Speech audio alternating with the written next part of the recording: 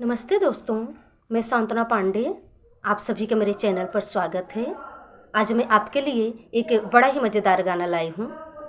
तो दोस्तों, प्लीज़ आप लोग मेरे चैनल को आगे बढ़ाइए और अपना आशीर्वाद ज़रूर दीजिए।